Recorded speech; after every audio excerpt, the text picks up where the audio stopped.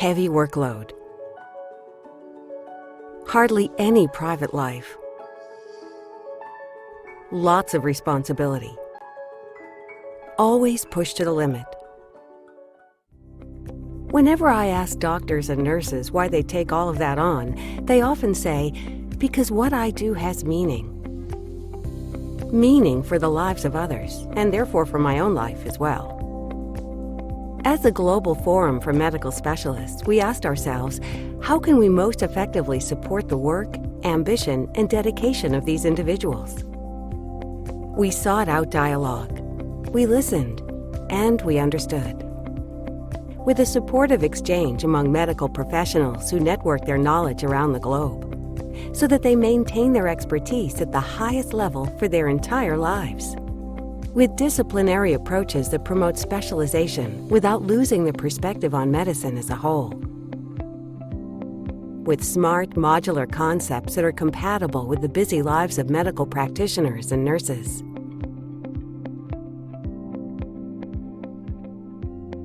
With offerings whose contents provide answers for the reality of everyday medical life. With a growing perspective on trends that enables medical practitioners to already prepare for future challenges today. In close dialogue with renowned specialist companies that bear testimony to the quality of the offers. With inspiring forms of learning that don't just convey knowledge, but make it an experience for the senses. And with innovative teaching methods that prepare you not just for tests, but for life. Nurses and care assistants, physicians and hospital managers, and the people who work in the home healthcare services sector. All of those who teach and learn at the Escalap Academy share a passion for excellent medicine and very high personal standards. We invite you to join in a dialogue about health and medical care. A dialogue that is dedicated to life.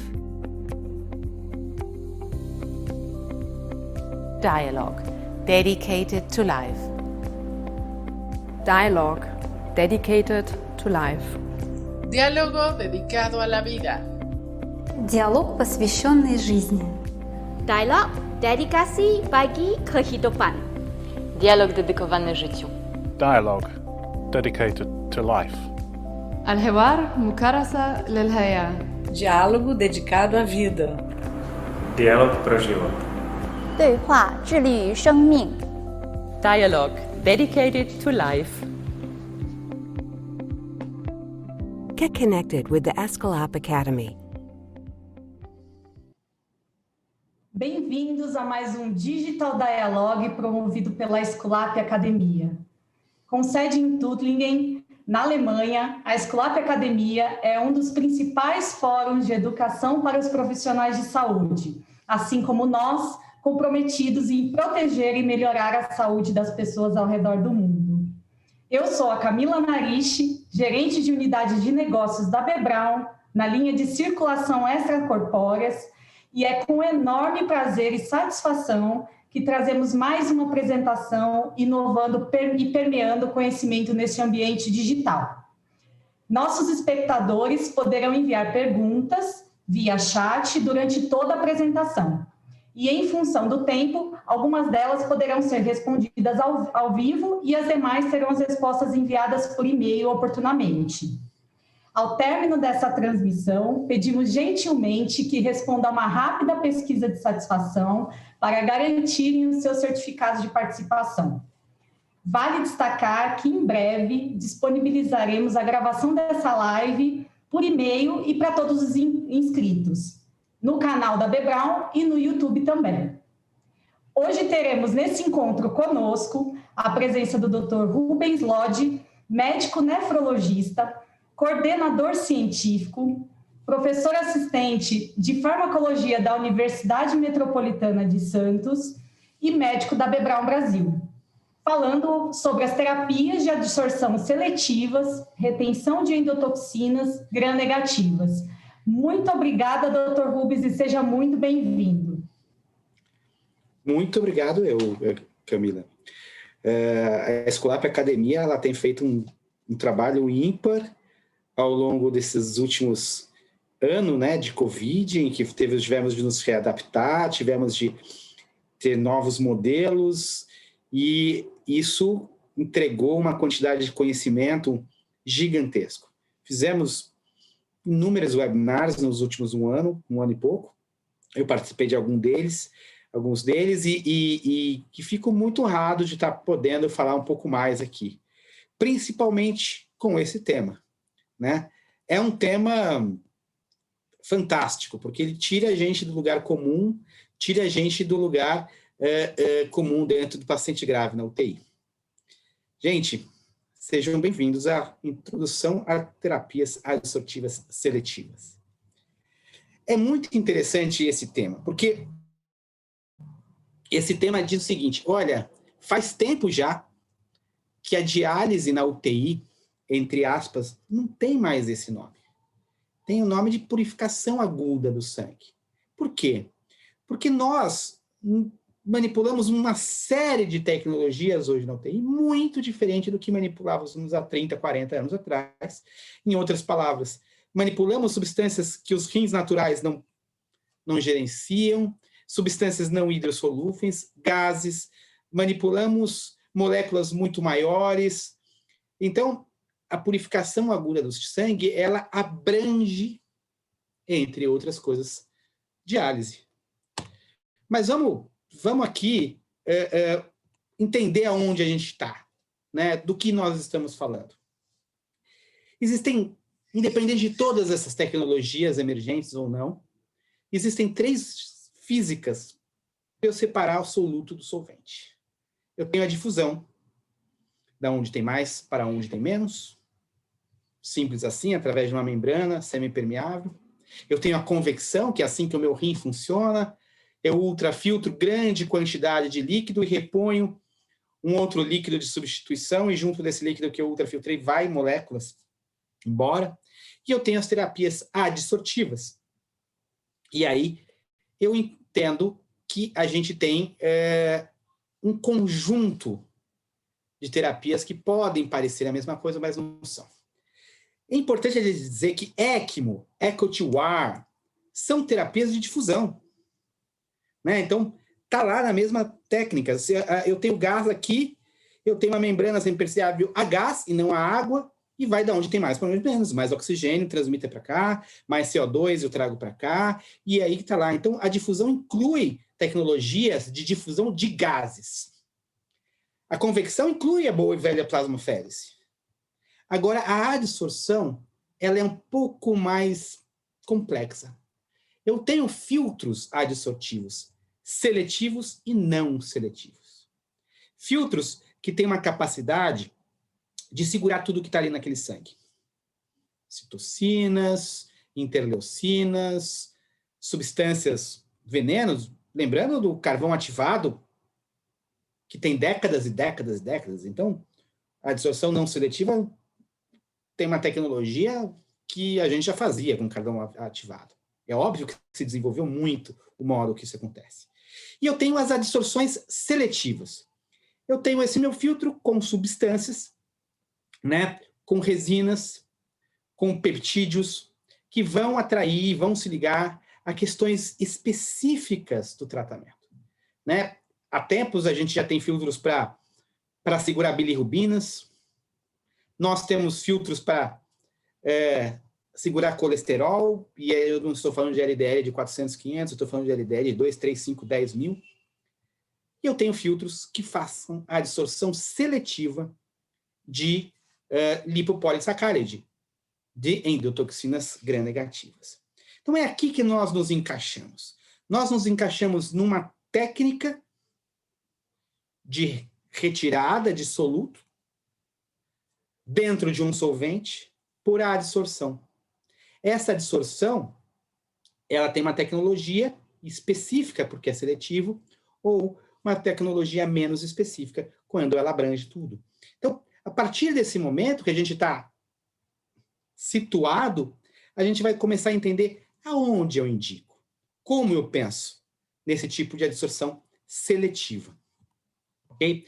A primeira questão importante é a gente entender que hoje o equipamento de diálise dentro de uma terapia intensiva, ele não é um equipamento de diálise. Ele é um equipamento Multi-Organ Support Therapy, uma terapia de suporte a múltiplos órgãos.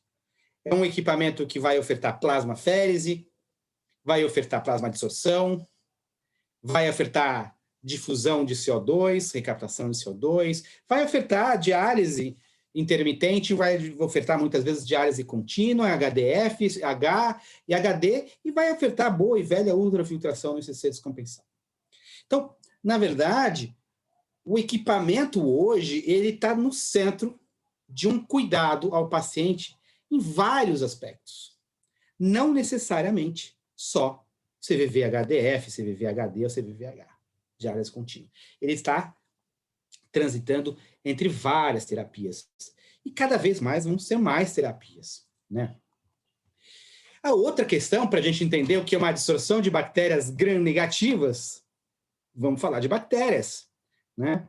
Eu tenho milhões de organismos na natureza, mas clinicamente significativos. Eu tenho cocos gram-positivos, cocos gram-negativos, bacilo gram-positivos, bacilos gram-negativos, germes que eu chamo de anaeróbios, espiroquetas, micoplasmas, vírus, retrovírus, são os principais agentes infecciosos que eu vou gerenciar. Desse grupo, tem um grupo especial, tem um grupo que tem uma agressividade maior, e a gente vai entender, que são os cocos e os bacilos gram-negativo. E aí, passa a gente discutir o que são gram-negativos. Primeiro gram é o Hans Christian Joachim Gram, né? No século XIX ainda, ele desenhou uma coloração. Claro que no século XIX ele entendeu que eu tinha algumas bactérias que se coloraram melhor e bactérias que se coloriam pior. Ele não tinha tecnologia, conhecimento para entender o que significava isso. Ele tinha hipótese. Na verdade, tem que essa coloração, né, ela vai se colar à membrana plasmática. Então, no gram positivo, a membrana plasmática está ali por fora e a coloração aparece. No gram negativo, eu tenho duas membranas, né, uma membrana plasmática e uma membrana externa, e essa coloração ela vai estar entre elas. Então, ao microscópio, lá do século XIX, no início do século XX, era muito mais fraco a observação. Mas, de certa forma, o Gram, ao meu ver, indiretamente, ele entendeu que a parede celular das bactérias gram-negativas era muito diferente da parede celular das bactérias gram-positivas, por exemplo. E aí está essa chave, essa parede. Para falar um pouco de epidemiologia dessas bactérias que a gente chama de gram-negativas, quem trata de terapia intensiva, quem trata de infecções intra-hospitalares, quem trata de infecções graves, conhece as bactérias gram-negativas. Elas são, dentro de um hospital, 70% das pneumonias. Esse é um estudo do CDC que acompanhou ali 20 anos. 20 anos, né? Eu tenho 70% a 80% das pneumonias são gram-negativas. As infecções do trato urinário, a boa e velha Escherichia coli, são 70% a 80% infecções do trato urinário de bactérias gram-negativas. As infecções de sítio cirúrgico, aí depende. Depende aonde é o sítio cirúrgico, né? Depende de outros fatores, como a gente vai falar mais na frente, de translocações bacterianas. Então, aí, eu tenho meio que um empate das bactérias gram-positivas, gram-negativas. As gram-negativas estão lá 45%, 50%, né? Disputando essa colocação como primeira. E nas infecções vindas, principalmente de catéteres, né? As bactérias gram-positivas, elas estão na frente de longe, né? Só 30% das infecções de corrente sanguínea são bactérias gram-negativas. Mas, de qualquer forma, em situações limites de sepse dentro da terapia intensiva, as bactérias gram-negativas, elas têm uma representatividade gigantesca. Gigantesca. né? 70%, quase que invariavelmente pneumonias por ventilação assistida são bactérias gram-negativas. No processo diagnóstico de VAP, né, pneumonia por ventilação assistida, o fato de ser uma bactéria gram-negativa já faz parte de um dos critérios. Né? Então, aquele paciente que está muito tempo em ventilação mecânica, 14 dias ou mais, é uma luta de todos os intensivistas há muitos anos, há décadas, as pneumonias por ventilação assistida. E a maior parte delas são bactérias gram-negativas. Isso tem um preço. Isso custa, essa infecção com bactérias gram-negativas custam muito caro. Os antibióticos para bactérias gram-negativas são antibióticos mais sofisticados, são bactérias mais inflamatórias, a gente vai falar um pouquinho. Por exemplo, esse estudo agora, finalzinho do ano passado, comecinho desse ano, disse, olha, o grupo que estava com Covid e teve uma superinfecção bacteriana, e aí quando eu olho do lado aqui, à minha esquerda, eu tenho Cinetobacter, Enterobacter, Escherichia coli, Klebsiella, Pseudomonas, Acinetobacter. Eu tenho várias bactérias gram-negativas dentro desse conjunto. Quando eu vou ver o Streptococcus lá, e o Staphylococcus, eles são menos que 0,5%. 0,5% dessas superinfecções em ventilação em pacientes com Covid, é a diferença entre o paciente estar com 8 dias de duração de ventilação mecânica contra 37 dias em ventilação mecânica. O grupo que não tinha superinfecção de bactérias gram-negativas teve tempo de UTI em 9 dias contra 39 dias com superinfecção. Né? O tempo de hospital de 17 para 44 dias, indiscutível. Indiscutível. Certo? Então, isso traz um custo. Traz um custo gigante. E a mortalidade dos dois grupos é igual. Se a mortalidade é igual, pior você que demorou 37 dias pagando essa conta, entre aspas. Isso ia ser assim, mas essa mortalidade igual, às vezes, ela traz um peso ao custo do sistema de saúde muito grande. De novo, mesmo em estudos anteriores a esse, antes da era Covid, agora a gente já pode dizer era Covid, o paciente ter endotoxemia aumentava o tempo de internação hospitalar e o tempo de internação em UTI gigantescamente. É lógico que não é igual. A endotoxemia, eu tenho vários níveis, mas quando eu estava em níveis aumentados de endotoxemia, eu mudava o tempo de internação em UTI de 2 para 10 dias. De 2 para 10 dias. 500 vezes mais, 500% mais. Então, isso tem um impacto gigante, mesmo em eras pré-Covid, mesmo quando a gente estava olhando a presença de endotoxemia de uma maneira geral. Né? Então, eu tenho um problema muito importante. E aí, quais armas eu vou ter? Primeiro que esse problema é um problema de 11 milhões de mortes por ano. 11 milhões de mortes por ano. Esse problema é um problema de 2,8 segundos para cada morte. 1, 2, 3, morreu alguém de sepse. 1, 2, 3, morreu outro. 1, 2, 3, morreu outro. A própria OMS, ela coloca vários relatórios dizendo sepsis é 1 em cada 5 mortes no grupo. E para piorar muito, né, os países de menor renda, de menor PIB per capita, e aí esse gráfico que está ao fundo, esses mais azul mais escuro, o Brasil está no intermediário, a mortalidade que era, na média, 1 para cada 5 mortes, em outras palavras, 20%, nos países de baixa renda e média renda, a mortalidade passa a ser de 85%.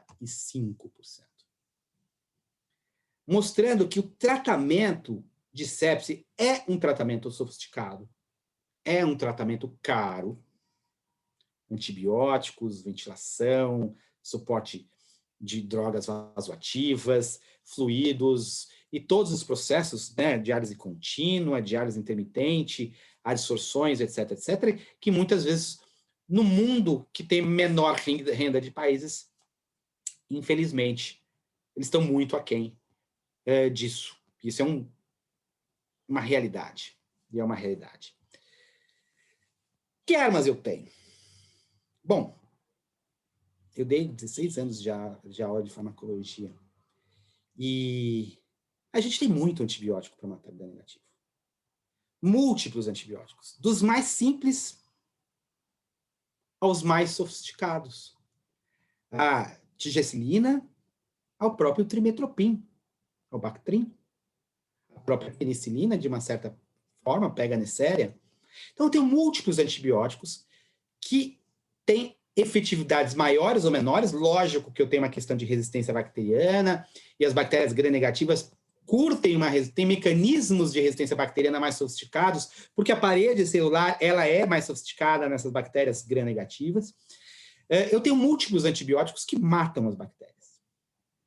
Mas quando eu mato as bactérias, eu ganho um problema, que chama-se endotoxina. Quando as bactérias morrem, essas bactérias têm dupla camada, elas têm uma proteína de parede que chama-se lipopolissaccáride, que tem várias partes. E esse lipopolissaccáride, quando a bactéria morre, quando a bactéria se destrói, ele ganha sozinho a minha corrente sanguínea. Ele se liga a proteínas de ligação específicas dele, ou não, né, que é o LPS Binding Protein, e ele vai defragrar, independente da ação bacteriana, uma cascata inflamatória muito grande dentro da célula, e essa célula vai produzir citocinas e outras substâncias de comunicação celular, intercelulares. Então, o que acontece? Eu preciso matar essas bactérias. E não é tão complexo. Eu tenho um antibiótico à vontade. O problema é que quando eu as mato, eu gero um subproduto de sua morte, as endotoxinas, e principalmente falando, a porção lipidiae, né, que é a porção mais baixa, essa porção se liga a proteínas de ligação e elas vão inflamar muito a minha célula e vão jogar e vão deflagrar mais inflamações e pode lá na frente deflagrar o que a gente chama hoje, muito claro, do cytokine storm, a tempestade de citocinas. Mas na verdade, um dominó.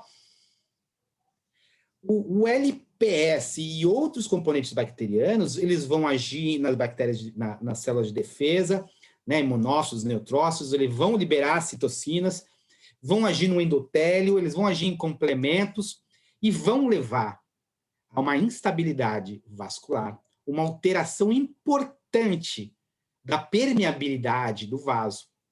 E com isso, coagulopatias, febre, vasodilatação, o vazamento dessa permeabilidade, levando a sepsis e a falência de múltiplos órgãos. Eu não queria colocar a culpa em alguém, mas, na verdade, lá atrás, isso é um dominó. Lá atrás, o LPS, que eu gerei, a partir do momento que eu usei um antibiótico e matei bactérias da infecção do trato urinário de Escherichia coli, esses LPS ganharam mais a circulação e podem deflagrar um total desequilíbrio, levando a sepsis. O que se propõe hoje? Propõe que eu tenho duas armas. Eu tenho o meu DDD, matei a barata, mas alguém tem que tirar a barata dali. Né? Quem é casado, não queria fazer uma conversa, sei lá, aquela gritaria, você mata, mas tire a barata morta que está ali, porque a barata morta está me atrapalhando demais, né? E aí você tem que remover a barata morta. É isso que eu estou falando. Eu uso antibióticos insubstituivelmente para matar as bactérias, mas eu tenho que remover essa endotoxina, porque per se, essa endotoxina leva uma deflagração inflamatória que, se não for resolvida a tempo, vai tomar uma proporção gigantesca e perdemos o controle. Temos o cytokine storm, né? A tempestade de citocinas. Mas a tempestade de citocinas, ela gerou ali atrás. Então, é importante entender que o racional da adsorção de endotoxina gram-negativa está diretamente vinculado a um conjunto de terapia, que usa antibióticos e a adsorção de endotoxinas. Aonde isso passa a ser importante? Bom, como é que funciona isso? Eu tenho um filtro. Esse filtro tem placas que têm peptídeos bastante seletivos ao lipid A. Lipid A, na verdade, ele vai pegar isso, ele não pega outros pedaços desse ligalia. Essas placas são porosas, com 100 microns, tem um prime de 100 ml aproximadamente. O sangue vai passar por esse filtro e LPS vai ficar nos filtros. Eu vou ter um clearance de LPS. Tendo um clearance de LPS, várias questões mudam na cascata inflamatória desse paciente. Para isso, eu vou usar duas tecnologias, né? Eu posso usar só a hemoperfusão. Em outras palavras, eu tenho uma bomba de sangue, eu puxo o sangue desse paciente, passa por esse filtro e volta. Ou eu posso usar isso junto com um kit de diálise contínua, em que o sangue passa no filtro, passa no dialisador, em CVV-HD, CVV-HDF, qual que seja, e volta ali. Lembrando que a posição desse filtro antes do dialisador é de suma importância para a efetividade do processo. É de suma importância. Então, eu tenho esses dois modos, hemoperfusão ou diálise contínua. No caso da diálise contínua, esse filtro está imediatamente antes do meu filtro, depois da minha bomba de sangue, tanto no CVV-HDF como no CVV-HD. O sangue sai do paciente a partir de uma bomba, é monitorado, a pressão de entrada de filtro é medida antes desse filtro, então eu tenho uma capacidade de avaliar, de certa forma, a coagulação desse sistema, porque muitas vezes é um problema, a gente está falando de adsorção, a gente não está falando de um capilar liso, aberto de ponto a ponto, então o processo de adsorção ele parte do princípio que eu tenho um impacto ali, então eu tenho todo um processo de estímulo coagulatório. Então, eu tenho esse filtro antes do dialisador em CVV-HD ou em CVV-HDF. Ok? Como que funciona esse processo? Eu posso fazer isso com a terapia que eu quiser, com a anticoagulação que eu quiser. Esse equipamento, por exemplo, que está aí, isso é um procedimento feito no norte da Itália, em Manto. E está em CVV-HDF pós. Mas eu posso estar em CVV-HD. Né? E aí, aqui nesse caso, eu estou com citrato, mas eu poderia muito bem estar com heparina. Todo esse processo, ele é feito junto. A tecnologia ela não é mais experimental, vamos fazer um puxadinho, vamos enrolar uma fitazinha isolante e amarrar esse filtro lá. Não, o priming é feito junto. O priming é feito junto. Eu tenho um holder especializado, eu tenho conexões especializadas, e eu tenho software que sabe que eu estou fazendo esse tipo de terapia. Tudo para entrar. Mas eu estou fazendo diálise contínua e adsorção? Nesse caso, eu estava. A própria OMS diz o seguinte: a sepse é uma resposta a uma infecção. Quando a sepse não é reconhecida precocemente, tratada prontamente, pode levar ao choque séptico, falência de múltiplos órgãos, etc. Ela é aquele dominó que vai caindo. Então, se eu tenho uma terapia, se eu tenho uma técnica que vai minimizar esse processo de cascata, eu tenho uma janela terapêutica importante. Eu tenho um momento em que a endotoxina ela é responsável pela inflamação. Se passar desse momento, a endotoxina pode ser até retirada. Mas eu entro num ciclo vicioso de citocinas, né? E esse ciclo vicioso de citocinas, independente da causa base, leva à inflamação. Então, na indicação desse tipo de terapia, existe uma importância fundamental na janela terapêutica. Em que momento que eu vou indicar isso? Esse momento, ele se dá quando eu olho em paralelo a história da doença com a história do tratamento. Eu tenho uma infecção, gram-negativos. Em um certo momento, eu tenho uma endotoxemia. Óbvio, a partir do momento que esse paciente tem uma endotoxemia, ele é encaminhado à terapia intensiva. Se nada for feito, ele entra em sepsis. Se nada for feito, ele tem um choque séptico. E vai evoluir a óbito. O que acontece é que no momento da infecção eu introduzo antibióticos, eu introduzo terapias de fluidos, eu introduzo oxigênio, perfusão, né, como diz os principais guidelines de terapia intensiva na sepsis. Em um certo momento eu não consigo perfundir os órgãos, eu tenho que lançar a mão de vasopressores para perfundir os órgãos adequadamente, e é nesse momento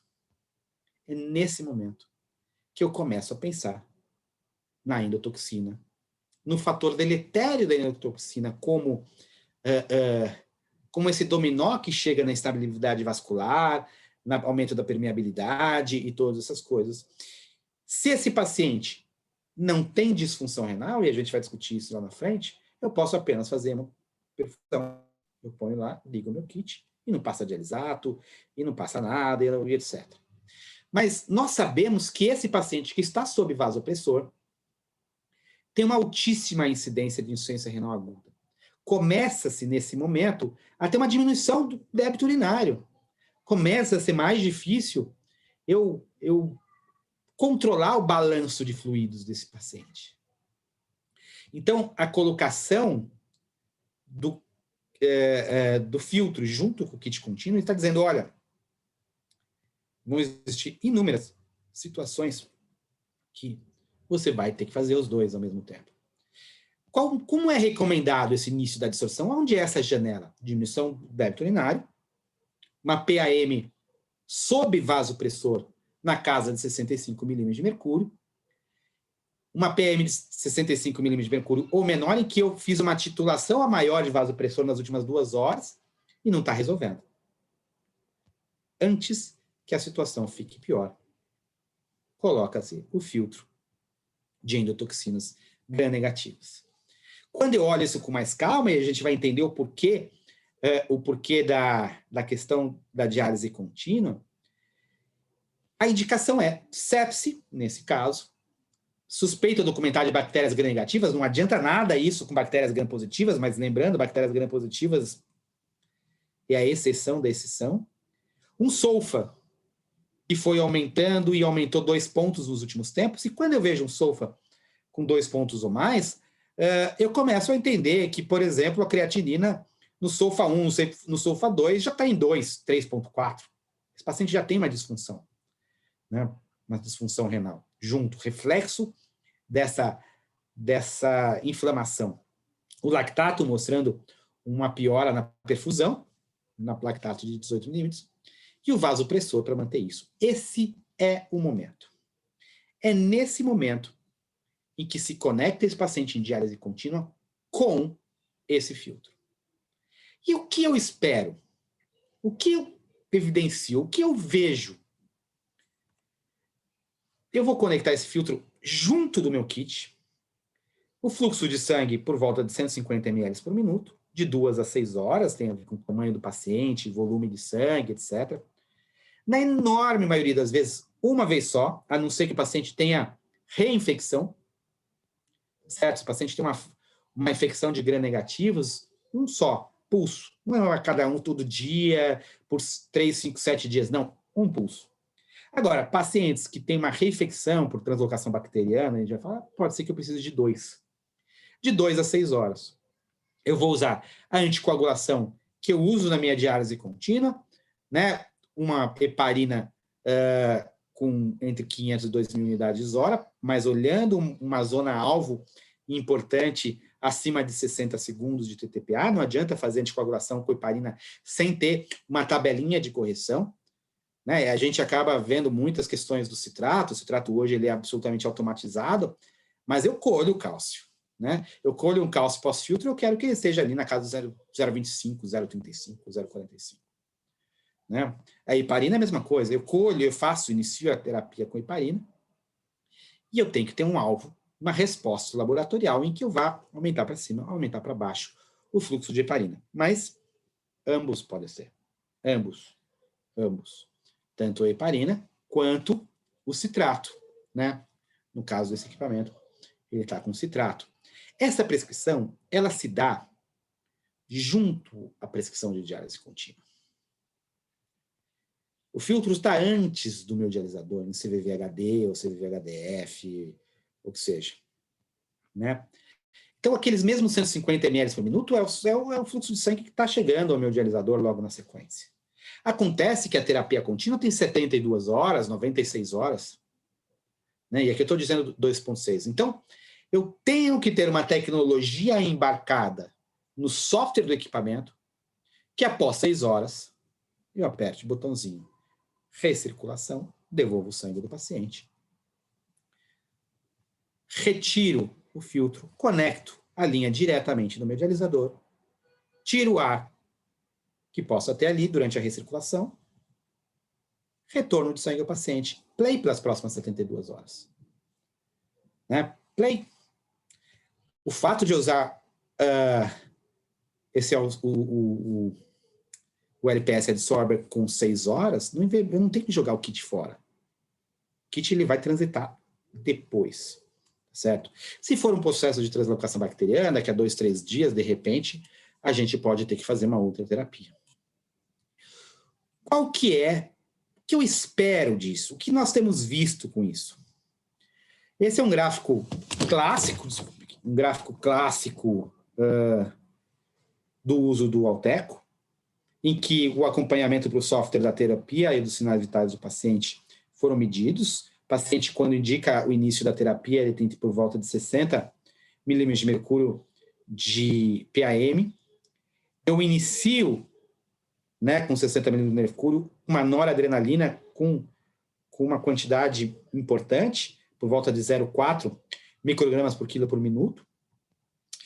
Não é suficiente, eu tenho que titular acima essa noradrenalina. Só titulando acima essa noradrenalina que está aqui, eu consigo manter essa PAM, corrigir essa PAM para casa dos 75, 80, a gente consegue ver ali. Só que, em um certo momento, indicação, óleo guanúrico, escalada de droga vasoativa, o sulfa, né, que está acontecendo, piorando esse paciente. PAM menor do que 60 milímetros de mercúrio, 65 milímetros. Foi decidido fazer um pulso de adsorção por 6 horas. Iniciei esse pulso de adsorção quando eu tenho um pico aqui, logo durante a terapia eu ainda aumento um pouco a noradrenalina, mas durante essas poucas horas, para quem viu isso acontecer, a gente teve a oportunidade de ver isso em 2019, nas primeiras 1 hora eu já começava a titular para baixo a droga vasoativa, mantendo a PM. A droga vasoativa cai, mostrando uma melhora importante do processo hemodinâmico do paciente. Mantenham-se a PAM e lembra-se, ela continua caindo mesmo após o fim da adsorção. Mesmo após. Porque, pensando, essa endotoxina gram-negativa, ela vai deflagrar outras inflamações. Como eu tirei outras inflamações, outras citoquinas, outros fatores inflamatórios vão estar diminuindo, não vão estar tão estimulados. Em 24 horas, normalmente esse é o cálculo que os trabalhos vão conversar, eu tenho uma redução importante da instabilidade hemodinâmica desse paciente, eu tenho uma redução importante da gravidade do sulfa desse paciente. E vamos lá, vamos olhar um pouquinho com calma. Vamos olhar alguns trabalhos ali, né? Tem vários trabalhos e todos eles vão falar a mesma coisa. Eu tenho uma redução do sulfa, eu tenho uma redução da atividade endotoxina, isso é óbvio, eu estou fazendo um clearance de endotoxina, né? E eu tenho uma redução do tempo sob vasopressor. Importante. Só para a gente entender, nesse estudo aqui, o tempo de vasopressor foi de 39 no grupo do adsorber contra 54 horas no grupo sem o adsorber. Né? Mostrando que eu tenho ali 14, 15 horas a mais de vasopressor. Tá certo? Então, as conclusões são claras, né? Eu reduzo o sulfa, eu reduzo a atividade da toxina, eu diminuo importantemente o tempo de vasopressor. Vamos olhar mais. Tem mais.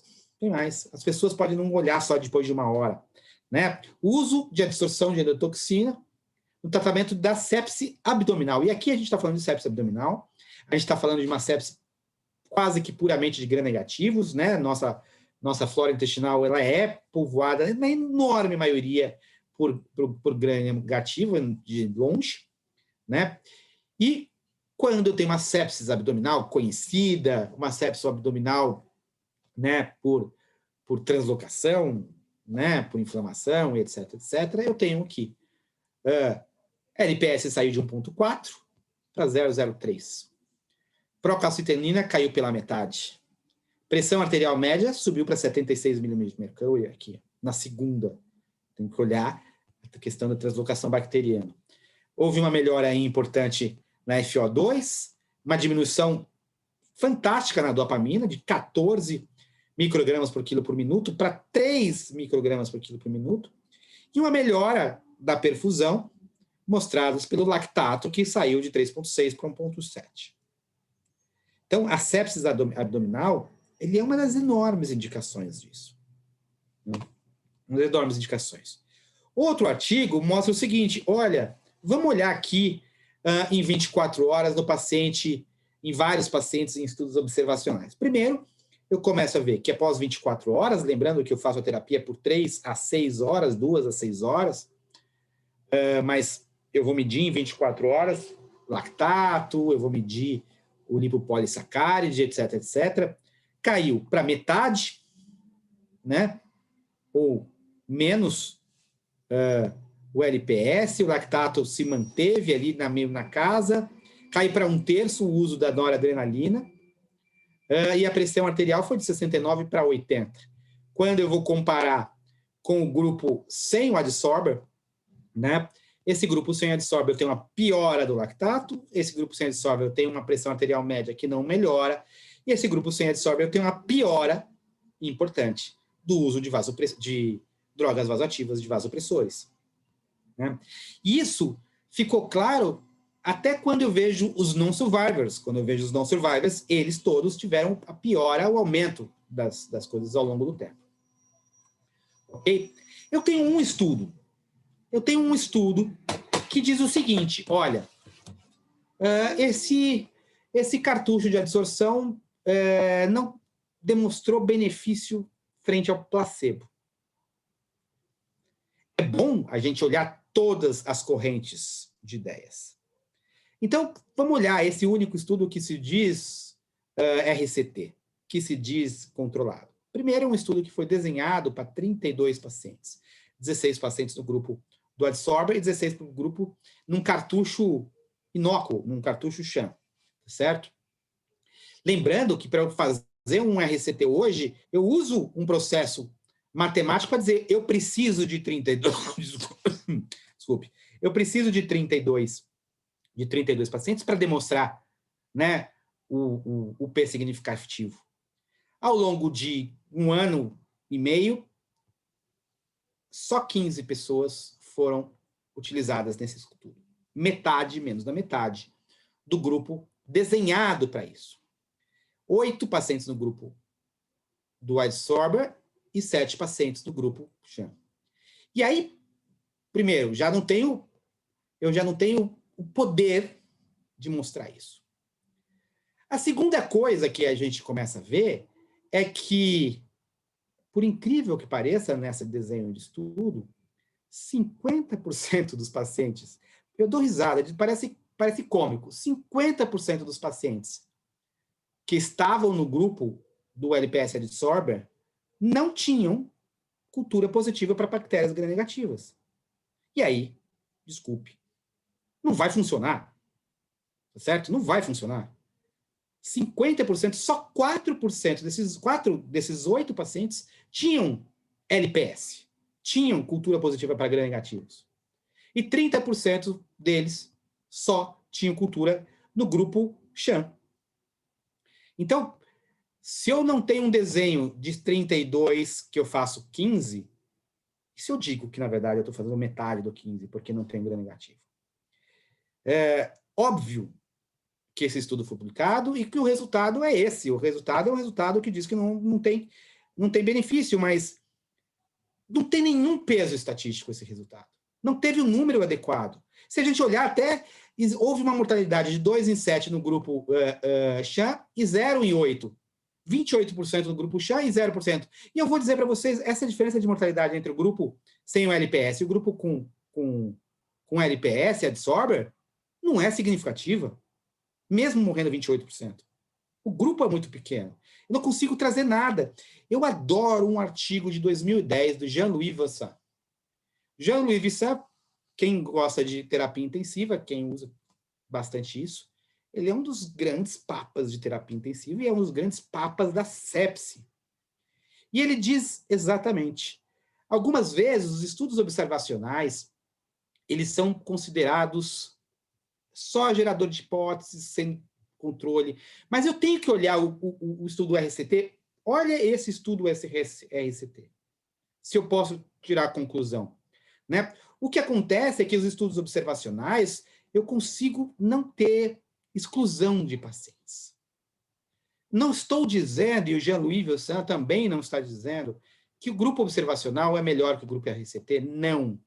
Eu tenho que avaliar na balança, eu tenho que olhar o artigo direitinho, né? Eu tenho que colocar luz em desenhos observacionais bem feitos, né? Ele tem esse artigo que vale a pena ver, um editorial, We Should Abandon Randomized Controlled Trials, que é polêmico. Nós temos que abandonar os RCTs na UTI.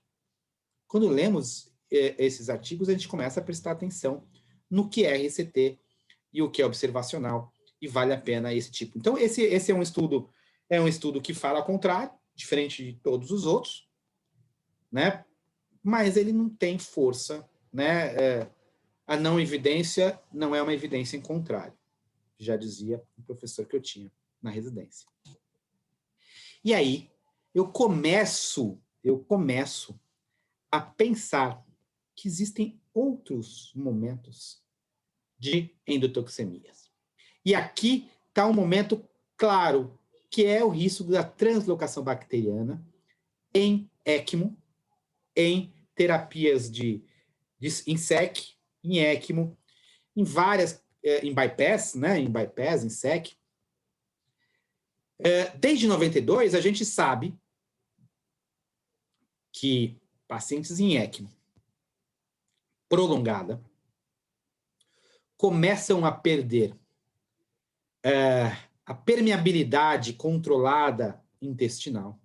E bactérias da flora intestinal comuns, gram-negativa na sua enorme maioria, ganham a minha corrente sanguínea, eu chamo isso de translocação bacteriana. Independente se esse paciente originalmente era um paciente asséptico, era um paciente que está fazendo um procedimento cirúrgico por uma doença cardíaca, é um paciente que está sem infecção, a partir de um certo momento, em ECMO, em SEC, né, em bypass cardiopulmonar, cresce a endotoxemia desse paciente a partir de uma fonte que é a translocação bacteriana. E esse crescimento, ele está diretamente vinculado ao tempo, né? Quando eu faço um bypass cardiopulmonar de 40 minutos, muito difícil que eu tenha uma alteração de endotoxinas gram-negativas. Mas quando eu faço um bypass cardiopulmonar 3, 4, 6 ou mais horas, começa a ter translocação bacteriana. E aí, eu tenho os meus LPS, eu tenho minhas bactérias morrendo, eu tenho meus LPS, e eu tenho uma cascata inflamatória que vem consequente dessa translocação bacteriana na bypass cardiopulmonar. É lógico que no primeiro momento eu olho só a cascata inflamatória, mas eu começo a entender que ela teve uma razão mais simples, entre aspas, que é uma translocação bacteriana de gram-negativos. E se eu ajo nesse momento, eu consigo evitar que esses dominó chegue a um cytokine storm. Esses estudos realizados com bypass cardiopulmonar e etc., prolongados, mostrou, importantemente, melhora da PAM, melhora a frequência cardíaca, uma diminuição importante da noradrenalina, né? Um controle de leucócitos, plaquetas, uma diminuição gigantesca, óbvio, de endotoxinas, afinal, a razão que eu estou ali fazendo, uma diminuição do sulfa, né? E uma manutenção das interleucinas 6 e 1. Né? Muitas vezes eu mostro que eu até diminuo as interleucinas, porque eu diminuo o primeiro momento inflamatório. De novo, o LPS adsorption, agora no bypass, com secção aguda de aorta, né? Mostrando o aumento importante, né, durante a terapia, durante o bypass, das endotoxinas e do lactato, mostrando uma hipoperfusão. E o grupo que fez o adsorber cai, né, ao longo do tempo, né? E o grupo que não fez o adsorber mantém os níveis aumentados, bastante aumentados, tanto de lactato quanto de endotoxinas. Dessa forma, eu começo a entender que não é só o paciente séptico, original, com infecção urinária, com VAP, né, que ele acaba entrando na terapia. Pacientes que originalmente eram pacientes, entre aspas, assépticos, né, pacientes em cirurgia cardíaca, sem infecções anteriores, sem infecções durante o seu processo de internação, durante o bypass, ganham na corrente sanguínea, né, gram-negativos que estavam na sua flora intestinal. E passa a ser uma também indicação. O software do equipamento vai olhar isso, né? Quando eu vou olhar o equipamento, eu vou perceber que basicamente eu tenho a linha que vai arterial, passa pela bomba de sangue, que passa pelos sensores de pressão, vai ao meu cartucho, uma linha do meu cartucho vai ao meu dialisador. Ok? Eu preciso do Omni-set, que é o set que é aberto, que faz isso, que vai ser lido pelo software da máquina, em que eu tenho recirculação, que eu tenho todos lá, eu preciso do cartucho, mas esse Omni-set, ele é compatível com qualquer outro cartucho.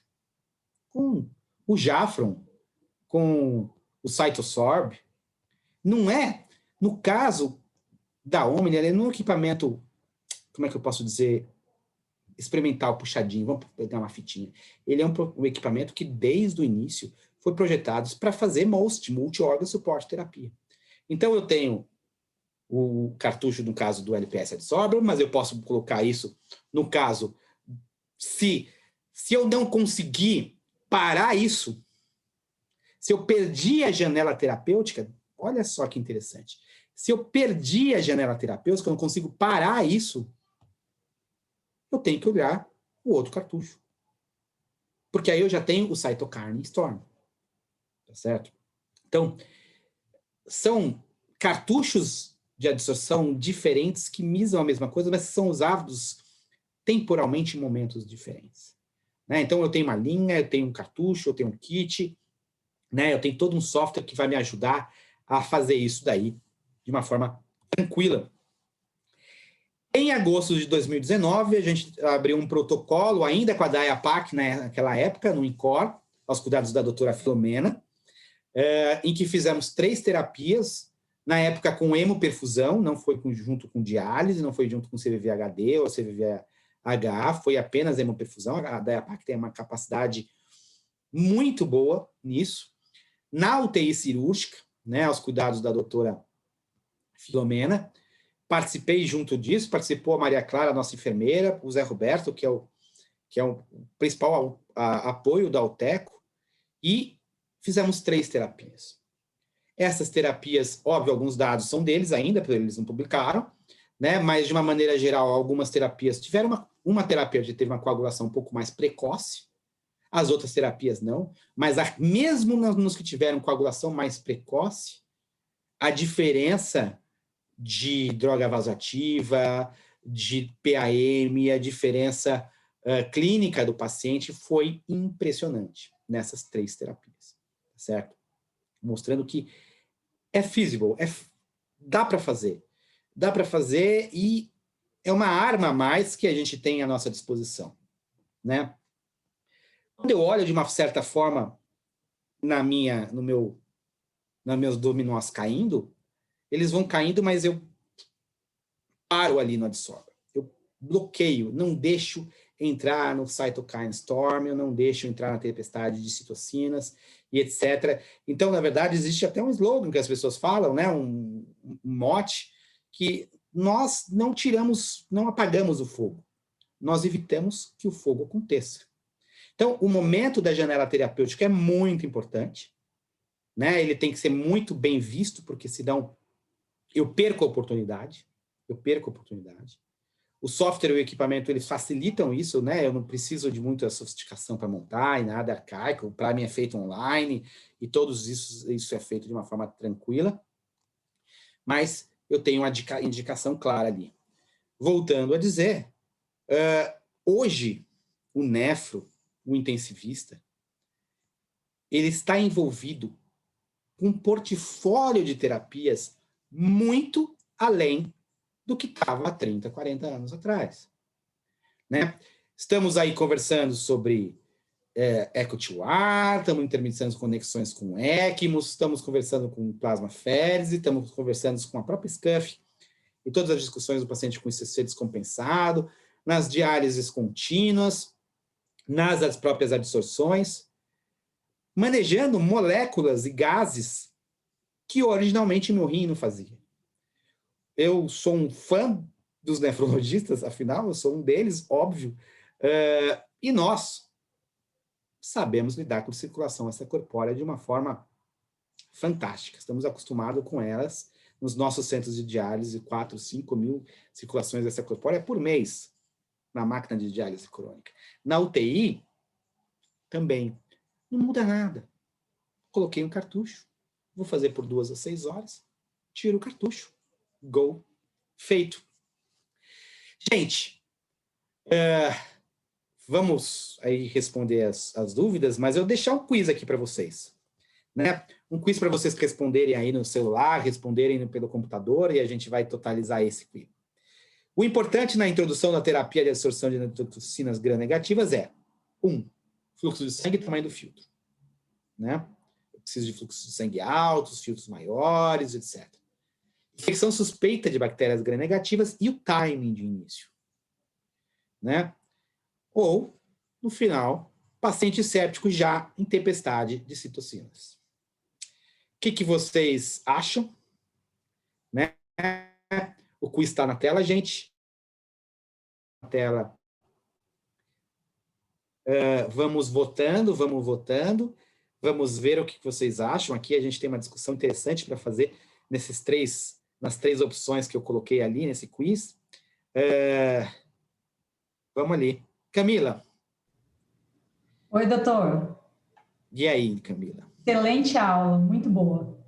Vamos responder esse quiz, né? A gente tem um tempinho Vamos aí. Responder.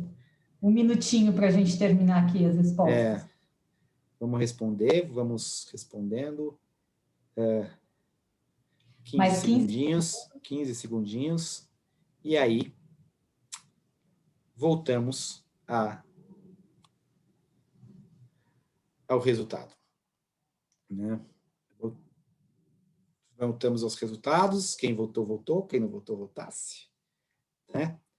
E aí é óbvio, né? É óbvio que o resultado é infecção suspeita de bactérias gram-negativas. Aquele trabalho lá em que só 50% de gram-negativas é um descalabro. E o time, o momento. Fluxo de sangue e tamanho de filtro é uma definição uma definição clara de difusão, de hemodiálise, né? De superfície de troca. Paciente séptico já em tempestade de citocinas é um conceito de adsorção, mas em um ponto histórico, um ponto da jornada de paciente à frente. À frente. Então, a resposta certa é suspeita de gram-negativos. E aí, o time é muito, muito importante. Beleza, gente? Eu queria agradecer vocês por estarem aqui nesse dia à noite. Falei demais, eu não sei. Às vezes eu falo muito, mas tem meu e-mail aí, né? Quem acompanha os webinars da Academia Esculap, em outros webinars que eu apareci, tá aí meu e-mail para responder qualquer dúvida de vocês. Tem meu e-mail até pessoal, para quem se quiser buscar em rede social, em coisas assim. O meu celular, né? Costumo dizer WhatsApp, iMessage, Voxer, Viber, etc. Todas as mídias, vocês podem conversar comigo. Estou absolutamente à disposição de vocês para qualquer esclarecimento dessa terapia e de outras terapias dentro da terapia intensiva e dentro de outras questões. É um enorme prazer. Camila? Oi, doutor, vamos às perguntas? Tem perguntinhas? Agora que são elas, né? Agora que são elas. Temos sim. Qual a diferença entre esse filtro e o Cytosorb? Óbvio que ia vir essa pergunta, né? Essa é uma pergunta clara, né? E aí, nessa questão de tendência, o Cytosorb tem uma tendência importante. Mas o Cytosorb, por exemplo, é um filtro que tem 40 mil metros quadrados, ele tem uma tecnologia de pequenas bolinhas, esse é um filtro que tem 3 metros quadrados em disco. O Cytosorb, ele não retém endotoxinas. O Alteco retém, mas o Cytosorb que retém citocinas e interleucinas que o Alteco, sendo seletivo, não retém. Né? O Cytosorb, ele tem indicações e um momento da história desse paciente séptico ou desse próprio paciente dentro do SEC, né, dentro da circulação extracorpórea e coisas ali, dessa questão da translocação, etc., à frente. Quando, entre aspas, eu perdi o time e eu começo ali. Né? O Cytosorb é um excelente dispositivo, né? Mas junto com o Alteco, eles estão vinculados à mesma terapia, mas em momentos terapêuticos diferentes e não são comparáveis, porque eles são muito diferentes, desde a sua composição seletiva ou não, e etc, etc. Mas é interessante.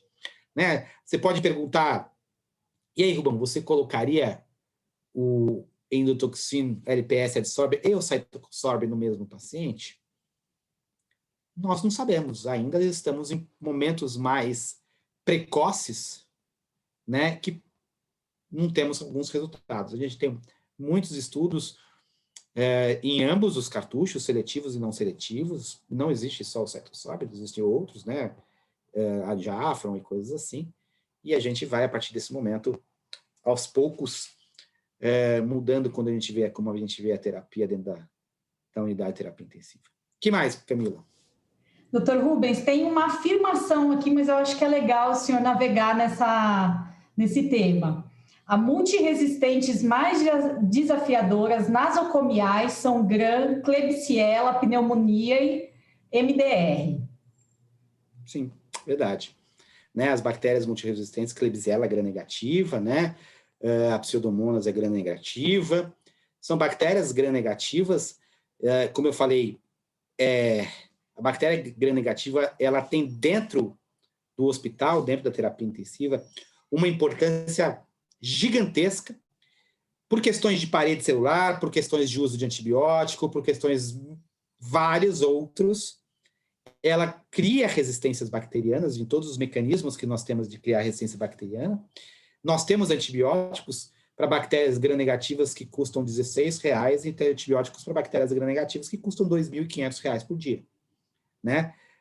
A gente tem que entender que eu tenho uma gama importante de antibióticos para elas, mesmo as multiresistentes. Eu tenho que pensar no futuro, né? Eu tenho que pensar na questão da resistência bacteriana, eu tenho que pensar em como vai ser o futuro de antibiótico terapia. A gente podia discutir isso um montão aqui.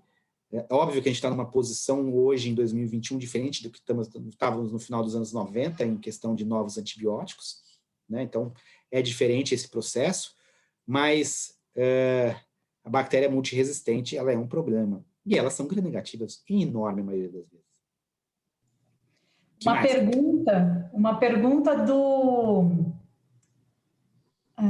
Dario Jiménez, do Equador. Opa, muito gosto. Vou tentar o espanhol, tá? Em DIA-PACT, em que modalidade devo colocar para ser hemoperfusão sola? Quando nós fizemos isso... CRT, mais hemoperfusão em DIA-PACT, pero no puedo hacer solo el único procedimento de HP. Desculpa. Puede. Eu vou falar em português, né? Mas puede sim, Dario. Muito gusto hablar com vocês. Puede. O que nós fizemos? Nós ligamos o equipamento da IAPAC, essa terapia já estava sendo feita na Itália e em outros países da Europa, então, na verdade, na hora que a gente vai introduzir uma nova tecnologia, existe, né, a absorção de um ganho de conhecimento operacional, conceitual, etc., que vem de fora, a gente não está falando nada disso. Essa da IAPAC foi operada com o priming em SCUF, em ultrafiltração. O SCUF não faz priming com dialisato, então eu tenho uma bolsa.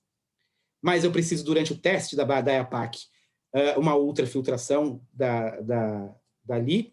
O que a gente faz é uma conexãozinha, depois me manda um correio e eu encaminho aos teres, faz uma conexãozinha, passa no teste e inicia com hemoperfusão na DIA-PAC. Foi o que, na verdade, nós fizemos. E dá tranquilamente, tranquilo. O que mais? Perfeito. Se o kit dura 72 horas e o cartucho é para ser feito apenas 6 horas, como que tira o cartucho do kit? É simples, né? É simples. Esse kit ele tem um diferencial, né? Normalmente o kit da Omni é um kit que você monta, ele vem totalmente fechado, etc, etc. Então, o posicionamento do meu cartucho, ele tem uma linha arterial que conecta no cartucho e uma linha que vai do cartucho à entrada do meu filtro pré-filtro. Ok. Eu inicio com o prime com os dois juntos, né? Eu inicio juntos, ele vai fazer o prime, vai degasificar, vai fazer tudo isso. Eu vou iniciar, se eu quiser prescrever já a minha CVVHD, CVVHDF, etc., eu já coloco lá mais fluxo de 150 ml por minuto. Após 6 horas, eu aperto o botãozinho, tem naquele gráfico ali atrás, quando eu mostrei esse gráficozinho aqui, ó, em cima, essa tela verde que está aqui em cima, eu aperto o botãozinho de colocar em recirculação, eu tenho uma conexão que eu coloco a conexão, devolvo o sangue para o paciente, óbvio, devolvo o sangue para o paciente, essa telinha que está aqui em cima, né? Devolvo o sangue para o paciente, ponho em recirculação, paro a bomba, desconecto o filtro, trago a linha que estava conectada no filtro direto ao meu dialisador, aperto o botão lavagem e recirculação, tiro todo o ar, retorno de terapia, play, feito. Né? Se eu precisar lá na frente fazer uma segunda terapia por questões de translocação bacteriana, etc., etc., eu repito isso dentro das próprias 72 horas, tá certo? Então, um não depende do outro. Eu tenho todo um processo que eu já faço isso. E mais, gente? Doutor, o cartucho fica geralmente pré, porém ele diz que pode ficar pós. Qual é o preferido? Pré. Por que eu digo pré? Por questões várias, inclusive de pressões de entrada de sangue no filtro. O sangue que está saindo, desculpe, na PV, na pressão venosa, ele tem uma conformação dinâmica totalmente de sangue que está entrando na pressão arterial. Então, eu consigo fluxos de sangue melhores, número 1, né, antes do filtro. São mais fáceis de ser gerenciadas, né? Se eu tiver uma dificuldade muito grande na PV após o meu dialisador, em um filtro de alto fluxo, como é um filtro de diálise contínua, isso pode acarretar alterações de pressão transmembrana, isso pode acarretar um backfiltration que eu não queira, isso pode acarretar questões importantes da dinâmica. Porque a PV ela está envolvida, a pressão venosa está envolvida diretamente na pressão transmembrana do meu filtro. Então, o filtro antes, a PV fica livre, faça o que você quiser, e é muito melhor gerenciado, né, os fluxos e as coisas. O que mais? Doutor, boa noite. Excelente aula. Como o time é super importante, existe algum biomarcador que podem nos auxiliar neste momento ideal?